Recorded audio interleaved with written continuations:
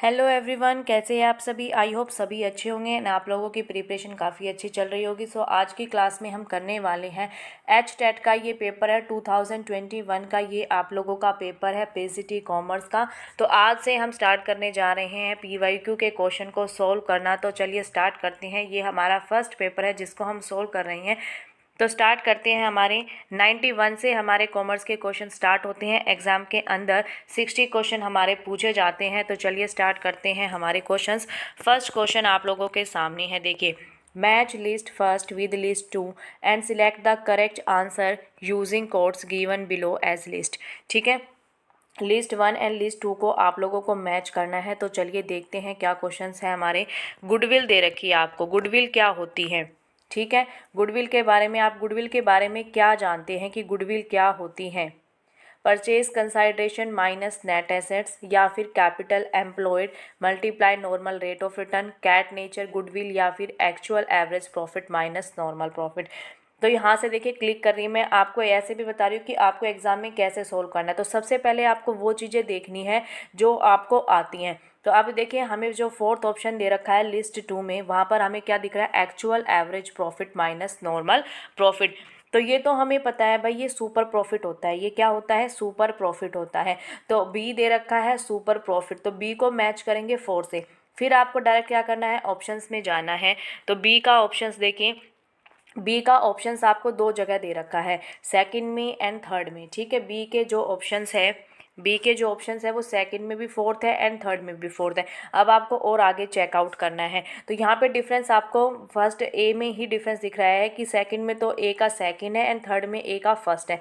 तो अब इसको आप चेक करना, ठीक है। तो ए के बारे में हम चेक करते हैं। तो देखिए ए का हमें पता है गुडविल क्या होती है, purchase consideration minus net assets. यानी कि एक एसेट्स होता है, यदि आपको उसको खरीदने के बदले उसकी जो अमाउंट है एक्चुअल उससे ज़्यादा आपको पेमेंट करनी पड़ रही है, इट मीन्स वहाँ पर आप क्या करें, गुडविल की पेमेंट कर रहे हैं।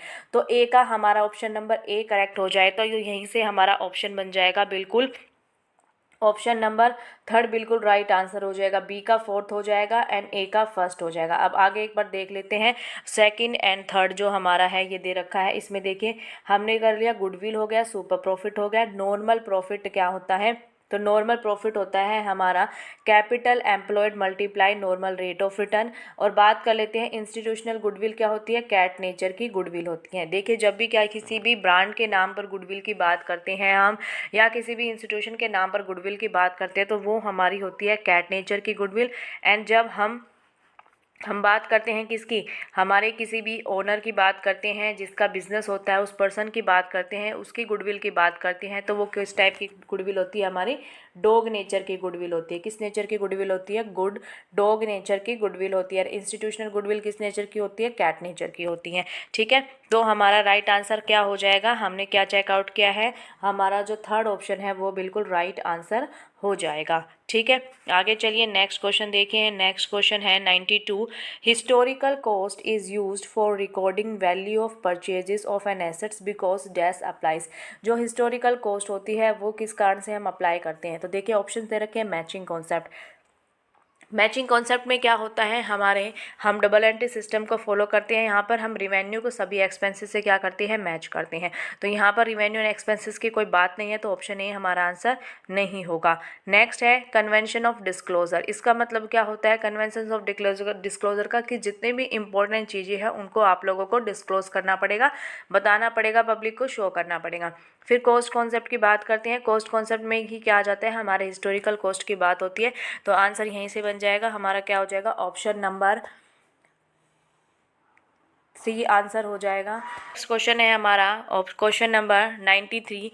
ए draws a bill on 25 October 2021 for 90 days and accepted the maturity date of the bill will be. ठीक है, अब यहाँ पर देखिए एक बिल ड्रॉ किया गया है 25 अक्टूबर 2021 को, 90 दिनों का। ठीक है, अब यहाँ पर ध्यान देने वाली बात है कि यहाँ पर 90 डेज लिखा है, यहाँ पर मंथ नहीं लिखा है। यदि मंथ लिखते तो हम डायरेक्ट 3 मंथ हम क्या कर देते, आगे कर देते, लेकिन यहाँ पर 90 डेज दे रखा है। तो अब हमें डेज के अकॉर्डिंग ही चलना पड़ेगा। तो मैच्योरिटी डेट हम कैसे निकालते हैं, जितना भी टाइम पीरियड आपको गिवन है उसमें क्या करते हैं, 3 डेज हम प्लस करते हैं, किसके, मैच्योरिटी डेट के हम 3 डेज प्लस करते हैं।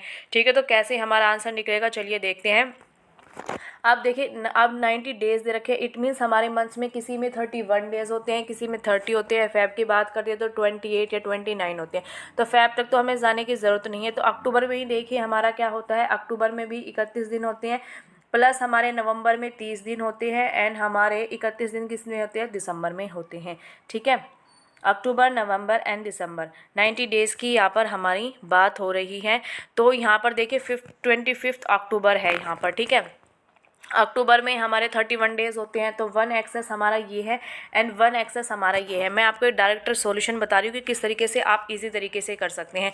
तो 2 दिन एक्स्ट्रा दे रखे हैं, इट मीन्स आपको क्या करने हैं, 25 की जगह क्या हो जाएगा, 23 हमारा आंसर निकलेगा। यहाँ पर क्या निकलेगा, 23 जैन हमारा यहाँ पर आंसर निकलेगा। ठीक है, 23 जैन आ जाएगा। तो उसमें हम प्लस करेंगे 3 हमारे जो मैच्योरिटी डेट के जो हमारे होते हैं उनको 3 डेज़ को एक्सेस हम प्लस करेंगे तो 26 जैन आ जाएगा। ठीक है, 26 जैन आ जाएगा। इट मीन्स हमारा ये अभी भी आंसर नहीं आया है। तो कई बच्चे यहाँ पर बहुत ज़्यादा गलती करेंगे, यहाँ पर डायरेक्ट 26 जन आने के बाद डायरेक्ट आंसर लगा के आ जाएंगे ऑप्शन नंबर 3, जो आपका बिल्कुल गलत हो जाएगा। आते आते क्वेश्चन गलत हो जाएगा।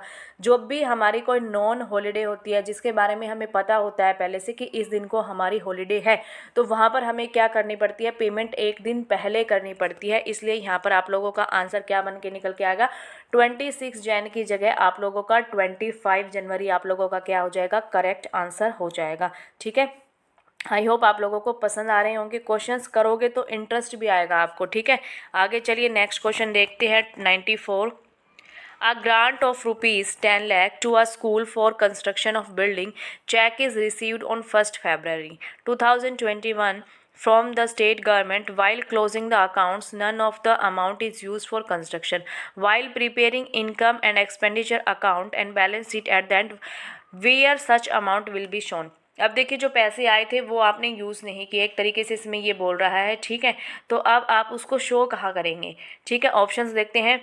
only in liability side of balance sheet as a separate item, only in income side of income to expenditure account, only in liability side of balance sheet by adding to the capital fund, या फिर neither in income and expenditure account nor in balance sheet। तो देखिए ये एक जाहिर सी बात है, जब हमने इस पैसे को यूज़ नहीं किया है तो एज अ लाइबिलिटी हम इसको शो करेंगे।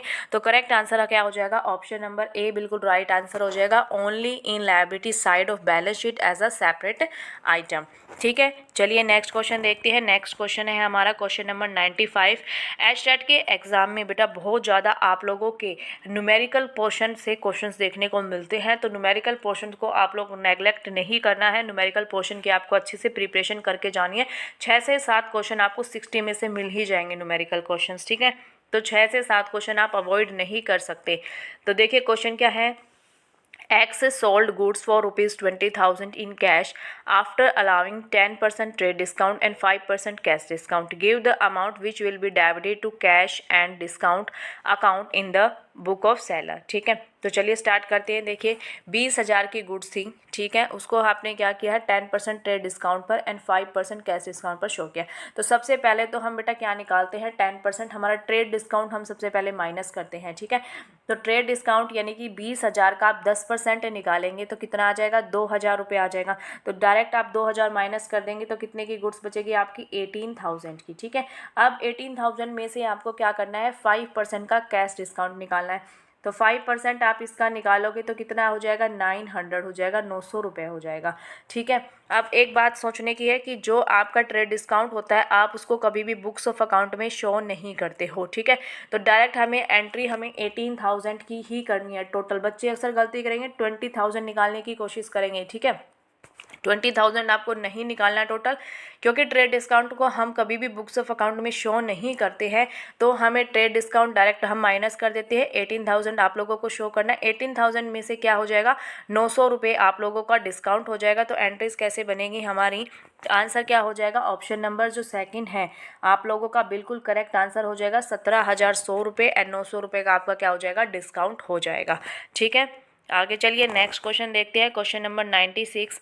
A company forfeited 200 shares of 100 each. एक कंपनी ने क्या किया है, 200 शेयर को फॉरफिट किया है जो 100 रुपये का एक था। ₹70 कॉल्ड अप, जिसमें से 70 रुपये मांगे गए हैं। मांगी गई पूंजी कितनी है, 70 rupees. On which the holder paid ₹50 पर शेयर। जिसमें से जो शेयर होल्डर्स हैं उन्होंने क्या किया 50 पर शेयर पेमेंट की है। दी शेयर वर रीइशूड, उन शेयर को वापस से रीइशूड किया है एट ₹80 फुली पेड अप पर share. The share forfeited account will be debited in the reissue entry with किससे हो जाएंगे आपके, अब आपको बताना है। तो देखिए जाहिर सी बात है फॉर फ्यूचर में एंट्री क्या करते हैं, जो हमारी अनपेड अमाउंट है। तो यहाँ पर डायरेक्ट मैं आपको बता रही हूँ 80 रीइशू की है तो अभी भी कितने गए हैं हमारे 20, ठीक है। 70 मांगे गए थे जिसमें से क्या किया है कि जो शेयर होल्डर्स थे उन्होंने 50 रुपये पे किया, यानी कि 20 रुपये उन्होंने पे नहीं किए हैं। जब 20 रुपये उन्होंने पे नहीं किए गए कितने शेयर पर, 200 शेयर पर 20 रुपये जब पे नहीं किए तो डायरेक्ट आंसर निकल के आ जाएगा 200 को मल्टीप्लाई कर देंगे 20 से तो हमारा डायरेक्ट आंसर निकल के आ जाएगा ऑप्शन नंबर 2 यानी कि 4000 रुपये, ठीक है। आगे चलिए नेक्स्ट क्वेश्चन देखते हैं। नेक्स्ट क्वेश्चन है आपका 97। The cost incurred in providing goods and services is called as, जो भी हम कॉस्ट इनक्योर करते हैं किसको प्रोवाइड कराने में, गुड्स एंड सर्विसेज को प्रोवाइड कराने में, तो वो कॉस्ट आप लोगों की क्या कहलाती है, वो कॉस्ट क्या कहलाती है, कैपिटल एक्सपेंडिचर कहलाता है, एक्सपेंसेस कहलाता है, प्राइम कॉस्ट कहलाती है या फिर मेजर कॉस्ट कहलाती है। तो राइट आंसर आप लोगों का क्या हो जाएगा, वो कॉस्ट आपका बेटा एक्सपेंसेस कहलाती है। क्या कहलाती है, एक्सपेंस कहलाती है, व्यय कहलाती है, ठीक है। हिंदी वाले बच्चे साइड में हिंदी में भी आप रीड कर सकते हैं, ऑप्शंस में मैं टिक करती चली जाऊंगी साथ के साथ। तो आंसर क्या हो जाएगा, ऑप्शन नंबर 2 व्यय या फिर एक्सपेंसेस हमारा राइट आंसर हो जाएगा। नेक्स्ट क्वेश्चन देखिए 98। Registration of a cooperative society is, सहकारी समिति का पंजीयन क्या कहलाता होता है, प्रोटेक्टेड होता है, संरक्षित होता है, कंपलसरी होता है, ऑप्शनल होता है या फिर थ्रो मेंबर्स होता है। क्या होता है रजिस्ट्रेशन ऑफ कोऑपरेटिव सोसाइटी, सोचेंगे 2 मिनट के लिए, फिर मैं आप लोगों को बताती हूँ इसका आंसर क्या हो जाएगा। सो बेटा इसका आंसर हो जाएगा, राइट आंसर आप लोगों का क्या कहलाता है, सहकारी समिति का जो पंजीयन होता है वो क्या होता है आप लोगों का, कंपलसरी होता है, अनिवार्य होता है। नेक्स्ट क्वेश्चन देखिए, एथिक्स में बी डिफाइंड एज, एथिक्स को आप कैसे डिफाइन कर सकते हैं, अ कोड ऑफ मटेरियल एक सामग्री है संहिता के रूप में, अ कोड ऑफ कंडक्ट एक आचार संहिता है, अ कोड ऑफ मैनेजमेंट एक प्रबंधन संहिता है या फिर अ कोड ऑफ कंट्रोल। तो जितने भी एथिक्स हमारे होते हैं, जो नीति शास्त्र होती है, वो हमेशा याद रखना एक आचार संहिता होती है, कोड ऑफ कॉन्डक्ट होती है। तो राइट आंसर क्या हो जाएगा, ऑप्शन नंबर 2 जो है हमारा करेक्ट आंसर हो जाएगा, ठीक है। नेक्स्ट क्वेश्चन देखिए, a runner-up firm that is fighting hard to increase its market share in an industry is known as, market follower कहलाते हैं, मार्केट चैलेंजर कहलाते हैं, मार्केट डेवलपर कहलाते हैं या फिर मार्केट नीशर कहलाते हैं। एक उपविजेता फर्म जो किसी उद्योग में अपनी बाजार हिस्सेदारी बढ़ाने के लिए कड़ी मेहनत कर रही है वो क्या कहलाती है, बाजार अनुयायी, बाजार को फॉलो करने वाले या फिर बाजार को चुनौती देने वाले या बाजार विकास करने वाले या फिर बाजार नीचे कहलाते हैं। तो देखिए जो रनर अप कंपनी होती है इट मीन जो होती है जो सबसे टॉप पे जो कंपनी होती है, उसके बाद जो सेकंड नंबर पर जो कंपनी होती है वो हमारी क्या कहलाती है, रनर अप कंपनी कहलाती है, ठीक है। रनर अप कंपनी की बात करते हैं तो वो क्या होती है बेटा, एक मार्केट चैलेंजर होती है, चुनौती देने वाली कंपनी होती है वो, ठीक है। तो राइट आंसर क्या हो जाएगा हमारा, बिल्कुल करेक्ट हो जाएगा market challenger, option number B बिल्कुल राइट आंसर हो जाएगा। नेक्स्ट क्वेश्चन है, what is the maximum age limit members of national commission for consumer protection, उपभोक्ता संरक्षण के राष्ट्रीय आयोग के सदस्यों की अधिकतम आयु सीमा क्या है, ठीक है। बिल्कुल फैक्चुअल क्वेश्चन है, ज़्यादा सोचने की जरूरत नहीं है, राइट आंसर हो जाएगा 65 ईयर्स हो जाएगा। क्या हो जाएगा, 65 ईयर्स, डायरेक्ट आंसर आप लगा सकते हैं 65 ईयर्स। नेक्स्ट क्वेश्चन है, which of the following is the characteristics of transactional leader, जो हमारा व्यवहारात्मक जो नेता होते हैं उसकी एक विशेषता आपको बतानी है, इनमें से क्या विशेषता होती है, inspirational motivation, management by exception, idealised influence या फिर इंटेलेक्चुअल स्टिमुलेशन। तो देखिए जो आपको दिख रहे हैं इंस्पिरेशनल, आइडियलाइज्ड, इंटेलेक्चुअल स्टिमुलेशन, ये एक टाइप के दिख रही है, ये एक दूसरे जो लीडरशिप टाइप है उसकी आपकी कैरेक्टरिस्टिक्स है। और ट्रांजैक्शनल लीडर की क्या होती है हमारी, मैनेजमेंट बाय एक्सेप्शन होती है, क्या होती है, मैनेजमेंट बाय एक्सेप्शन, अपवाद द्वारा प्रबंधन होती है। तो राइट आंसर हो जाएगा हमारा ऑप्शन नंबर बी बिल्कुल करेक्ट आंसर हो जाएगा, ऑप्शन नंबर 2 राइट आंसर हो जाएगा। नेक्स्ट क्वेश्चन देखें, which theory assumes that people generally lazy and will avoid work and responsibilities, बताइए। Which theory assumes that people generally lazy and will avoid work and responsibility. कौन सी विचारधारा मानती है कि व्यक्ति सामान्यतः आलसी और कार्य व उत्तरदायित्व को टालता है। बताइए क्या इसका आंसर होने वाला है 103 क्वेश्चन का आंसर। तो ये क्या होती है, हमारी थ्योरी एक्स कहलाती है। क्या होती है बेटा, थ्योरी एक्स होती है। Theory and Y, X and Y ये दोनों एक उसने दी थी, और थ्योरी जेड हमारी अलग थ्योरी है। थ्योरी एक्स में तो क्या होते हैं, जो पर्सन्स होते हैं वो बिल्कुल लेजी होते हैं, आलसी होते हैं काम करने में। लेकिन थ्योरी वाई क्या होती है, इसके अपोजिट होती है। वहाँ पर जो पर्सन्स होते हैं बड़े ही हार्ड वर्किंग होते हैं, जो अपने अच्छी सी क्या करते हैं, अपनी मेहनत करके काम करते हैं। ठीक है, वो आलसी नहीं होते हैं बिल्कुल। तो इसका राइट आंसर क्या हो जाएगा, थ्योरी एक्स वाले जो पर्सन्स होते हैं वो क्या होती है बेटा, लेजी होती है। नेक्स्ट क्वेश्चन देखिए 104। The modern approach of financial management is. Financial management की जो मॉडर्न अप्रोच है वो क्या कहलाती है, क्या है। वित्तीय प्रबंधन की आधुनिक विचारधारा क्या है, फंड्स कलेक्शन, फंड को कलेक्ट करना, या फिर effective and efficient utilisation of capital, more attention to the problems of corporate enterprises, more emphasis on long term problems. तो देखिए फाइनेंशियल मैनेजमेंट की हम बात कर रहे हैं, यहाँ पर हमारे कैपिटल के रिगार्डिंग बात होगी। ठीक है, जब आप कैपिटल के रिगार्डिंग बात करें तो कैपिटल का आप एक अच्छे से बेहतरीन तरीके से यूज़ करने की बात कर रहे हैं, प्रभावपूर्ण एंड कुशल प्रयोग की आप वहाँ पर बात कर रहे हैं। तो राइट आंसर आप लोगों का क्या हो जाएगा, ऑप्शन नंबर 2 जो है आप लोगों का राइट आंसर हो जाएगा। क्या होता है, मॉडर्न अप्रोच क्या होती है फाइनेंशियल मैनेजमेंट की, effective and efficient utilisation of capital. बिल्कुल राइट आंसर आप लोगों का हो जाएगा।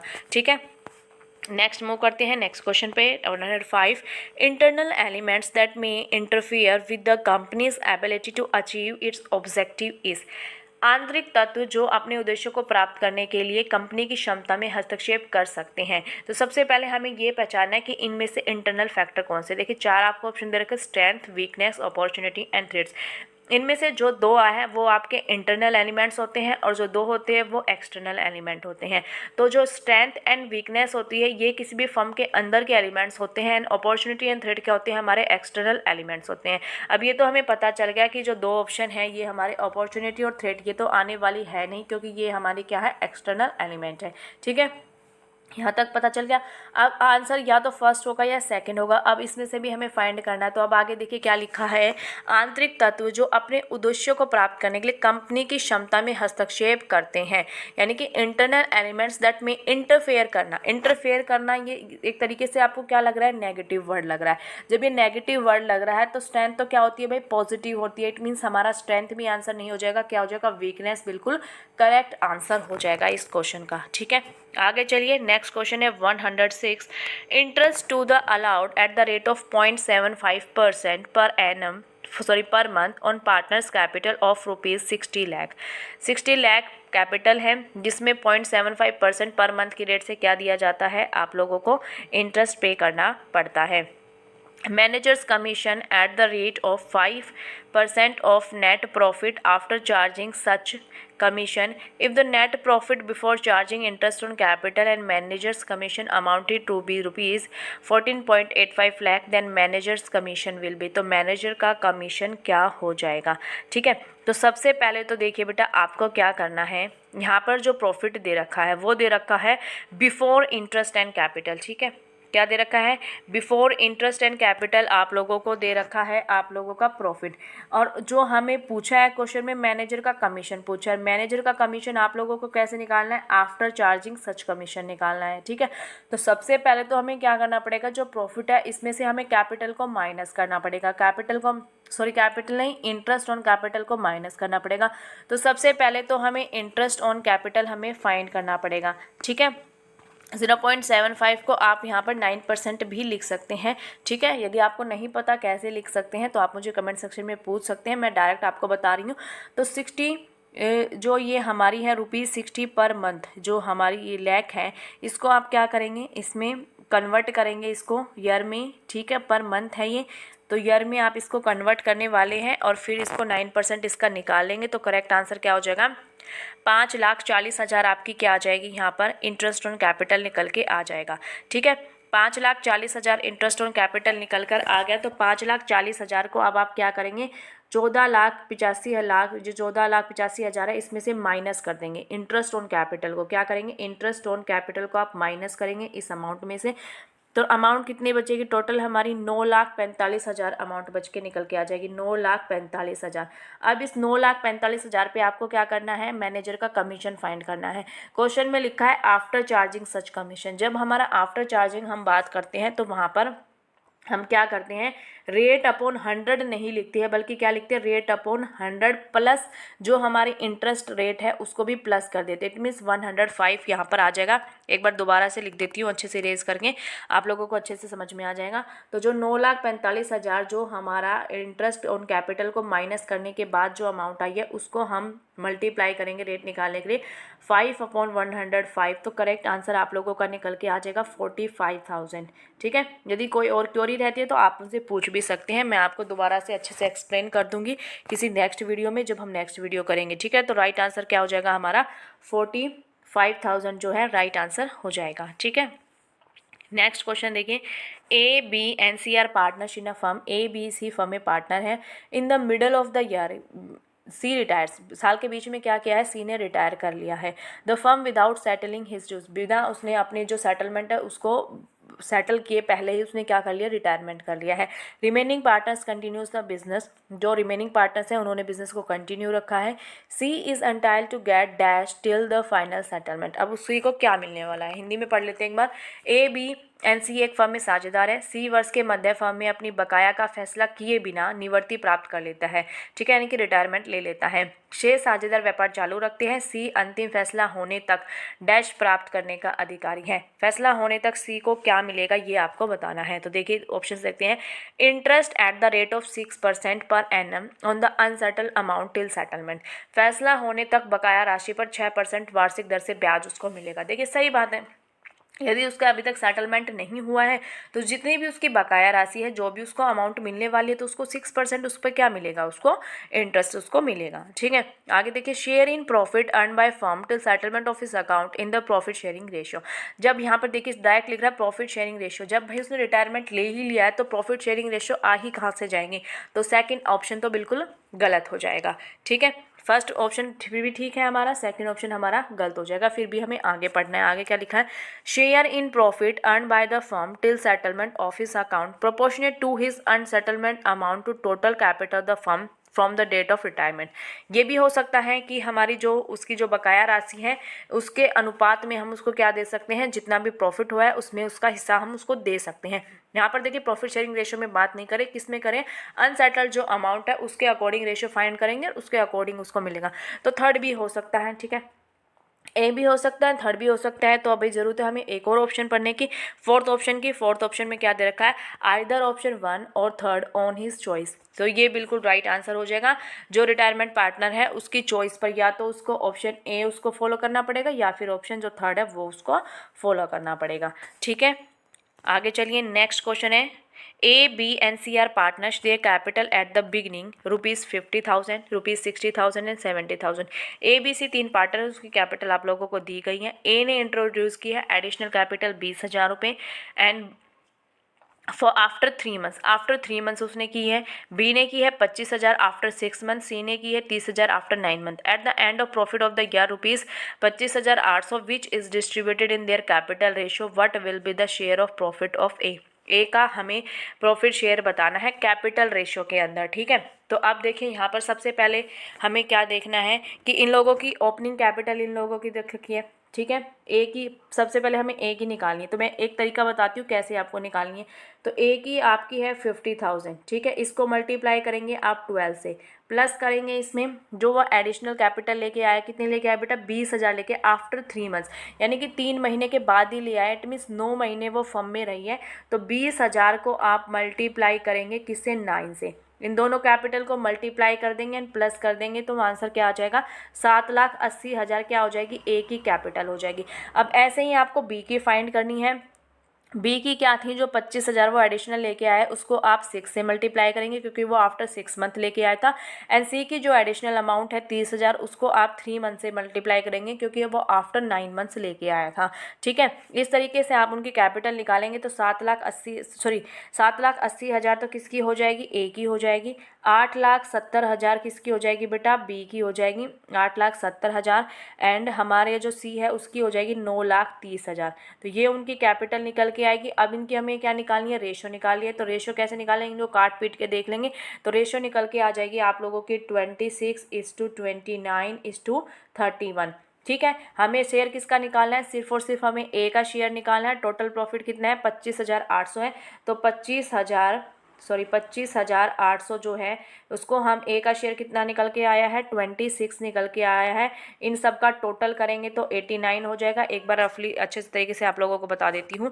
ठीक है, तो जो हमारा प्रॉफिट कितना है, 25,800 आप लोगों का प्रॉफिट है। ए का जो हमारा शेयर आया था वो कितना आया था बेटा, 26/86 आया था। इसको हम कैलकुलेट करेंगे तो आंसर आ जाएगा हमारा ऑप्शन नंबर, क्या आ जाएगा, ऑप्शन नंबर ए, 7800 रुपये। बिल्कुल करेक्ट आंसर आप लोगों का आ जाएगा, ऑप्शन नंबर ए राइट आ जाएगा, क्योंकि हमें क्वेश्चन में ए के रिगार्डिंग पूछा है। अब इसी टाइम में क्वेश्चन यदि मान लीजिए चेंज करके आता है तो आपका बी के रिगार्डिंग भी पूछ सकते हैं, सी के रिगार्डिंग भी पूछ सकते हैं, किसी के रिगार्डिंग भी आप लोगों से क्वेश्चन में पूछा जा सकता है। ठीक है, नेक्स्ट क्वेश्चन देखिए, 109 question, at the time of dissolution of the firm following payment are due.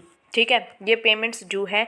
₹10,000 partners loan, rupees creditors for goods ₹12,000, ₹1,000 for payment of expenses incurred in selling of assets, capital of ₹5,000 and B की है 3,000. What will be the order of payment as per section 48 under section partnership act. आपको एक order बताना है, ये payment due रह जाती हैं और किस ऑर्डर में आप इसको पेमेंट करेंगे। ठीक है, डिसोल्यूशन के टाइम की ये बातें हो रही हैं हमारी। तो देखिए यहाँ पर क्या, सबसे पहले हम क्या करती है, आउटसाइडर्स की पेमेंट करती हैं बेटा। क्या करती है, आउटसाइडर्स की हम सबसे पहले पेमेंट करते हैं। तो देखिए यहाँ पर क्या दे रखा है, इसमें है हमारा सेलिंग ऑफ एसेट्स। जब आप किसी एसेट्स को सेल करते हैं उसके रिगार्डिंग कोई भी पेमेंट करनी पड़ती है, तो ये हमारी आउटसाइडर की पेमेंट है। तो सबसे पहले तो आप लोगों का थर्ड हो जाएगा। ठीक है, तो सीक्वेंस क्या बनेगा, थर्ड के बाद आप लोगों का क्या आएगा, फिर उसके बाद आप क्या करेंगे, क्रेडिटर्स की पेमेंट करेंगे। क्रेडिटर्स हमारे यहाँ पर क्या है, ऑप्शन नंबर 2 गुड्स ₹12। तो क्रेडिटर्स की फिर आ जाएगा हमारा सेकंड। ठीक है, उसके बाद हम बात करते हैं, अब देखिए पार्टनर्स के रिगार्डिंग दो चीज़ें हैं, पार्टनर्स का लोन है एंड पार्टनर्स के लिए हमें कैपिटल पे करनी है। तो सबसे पहले हम क्या करेंगे, पार्टनर का लोन पे करेंगे, तो यहाँ पर 1 आ जाएगा एंड उसके बाद हमारा क्या आ जाएगा, हमारा 4th आ जाएगा। ठीक है, तो ये हमारा सीक्वेंस आप लोगों को देखने को मिलेगा एंड ये हमारा क्या है, फर्स्ट ऑप्शन में ही आप लोगों को गिवन है। तो राइट आंसर क्या हो जाएगा, फर्स्ट बिल्कुल करेक्ट आप लोगों का आंसर हो जाएगा। ठीक है, एंड आज की क्लास का ये लास्ट क्वेश्चन है। आज हम 20 क्वेश्चन करने वाले हैं। Secret reserve can be prepared by, secret reserve आप कैसे प्रिपेयर कर सकते हैं। देखिए सीक्रेट रिजर्व वो रिजर्व होता है जो हम शो नहीं करना चाहते, यानी कि बेसिकली बात है कि हम छुपा कर रखना चाहते हैं, पब्लिक को पता नहीं होना चाहिए कि ये प्रॉफिट भी फर्म में हो रहा है। तो इस टाइप के जो प्रॉफिट को हम क्या बोलते हैं, सीक्रेट रिजर्व बोलते हैं। तो आप इसको क्रिएट कैसे कर सकते हैं, ये आपसे पूछा गया है। ठीक है, कैसे आप इसको क्रिएट करेंगे। तो assuming capital expenditure as revenue, ये जो कैपिटल एक्सपेंडिचर है आप उसको रिवेन्यू रिजर्व मान लेंगे, इससे भी बिल्कुल सीक्रेट रिजर्व बन सकता है। ठीक है, उसके बाद सेकंड ऑप्शन है outstanding expenses not shown in balance sheet and profit and loss account. Outstanding कोई एक्सपेंसेस है उसको आपने शो नहीं किया है, तो ऐसे भी कर सकते हैं। ओवर वैल्यूएशन ऑफ लायबिलिटीज, ऐसे भी हम इसको कर सकते हैं। ऑल ऑफ दीज इसका क्या हो जाएगा, राइट आंसर हो जाएगा ऑल ऑफ दीज। ऐसे हम क्या कर सकते हैं, सीक्रेट रिजर्व को क्या कर सकते हैं, बनाकर रख सकते हैं। अब एक क्वेश्चन मैं आपको देती हूँ, नेक्स्ट क्वेश्चन जो है हमारा 111, वो आप लोगों के लिए HW रहने वाला है। इसका आंसर आप सभी मुझे कमेंट सेक्शन में देंगे एंड इसका जो आंसर है वो मैं आपको कल की क्लास में रिवील करने वाली हूँ। Partnership firm is compulsory dissolved if the business of the firm has become illegal, if number of partners in a firm has become more than 50, if reorganization of profit sharing ratio between partners is done, either one or two circumstances arise। ठीक है, इस question का answer आप सभी मुझे homework में देने वाले हैं, यानी कि कमेंट सेक्शन में देने वाले हैं। कमेंट में सभी लिखेंगे होमवर्क आंसर इज दिस। ठीक है, और कल की क्लास में आप लोगों को इसका सॉल्यूशन मिल जाएगा। तो ये थी आज की हमारी वीडियो। आई होप आप लोगों को क्वेश्चंस काफ़ी अच्छे लगे होंगे। क्वेश्चंस अच्छे लगे हों तो वीडियो को लाइक कर देना एंड चैनल को सब्सक्राइब कर देना। Bye bye and take care.